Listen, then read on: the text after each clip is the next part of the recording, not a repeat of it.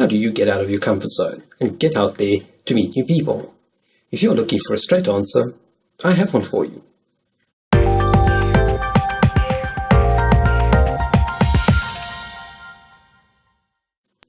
I wish there was a fantastic answer that would immediately solve your challenge, but there is only the simple truth. To be brutally honest, you just do. Sure, I could spin you a long explanation about flowery topics, but it won't help you. If your comfort zone is preventing you from going out alone, think about all that you are missing. Perhaps you really want to go out, but you just don't want to go out all on your own. This is actually fairly common for most people. They don't want to be seen as losers all on their lonesome.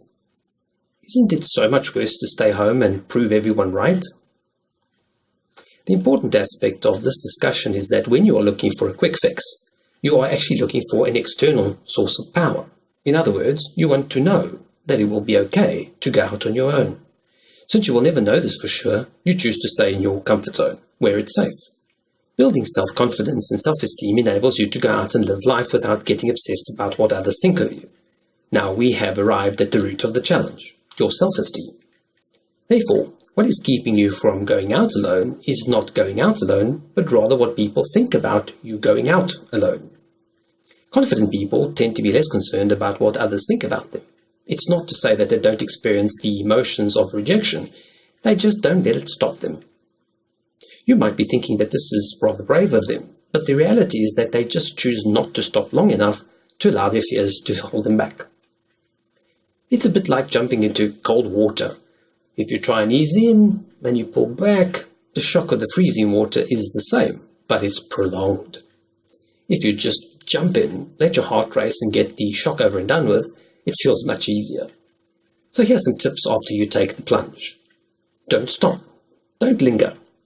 Keep moving forward. This way, you will be too busy to wallow in fear. If you go to a venue alone, move around with purpose. Don't run around like a frightened chicken. The faster you walk, the more nervous you will look, and the more prone you will be to tripping over your own feet. Pick up a drink that gives your hand something to do. You might even chat to someone at the bar and pass the time in a pleasant fashion. Perhaps you can browse wares on display. Adapt to each environment. Stop looking left and right nervously or hiding behind furniture. Be brave. Slowly stride into the room as if you were headed somewhere important. Confident people are not ashamed of arriving or leaving alone. Hold your head up and remember, it was your decision to go alone. Perhaps you will leave with a new friend. If you don't want to miss any advice like this, subscribe to my channel, ensure that the bell icon is ticked so that you will receive all the notifications. If you loved my video, give it a thumbs up because it lets me know to create more like it. Hope this was helpful, and please share this video with a friend who needs the guidance. Ease in, ease in. It's been a long explanation of it. No. If you want to, no, be fairly common with no. This is actually, confident people are not ashamed of losers. Don't run around like a frightened chicken. Stop looking left and right nervously. Losers. A frightened chicken. Stop looking left and right. Losers. It gives your hand something to do. Losers. Nervously. Or hiding. But it's prolonged.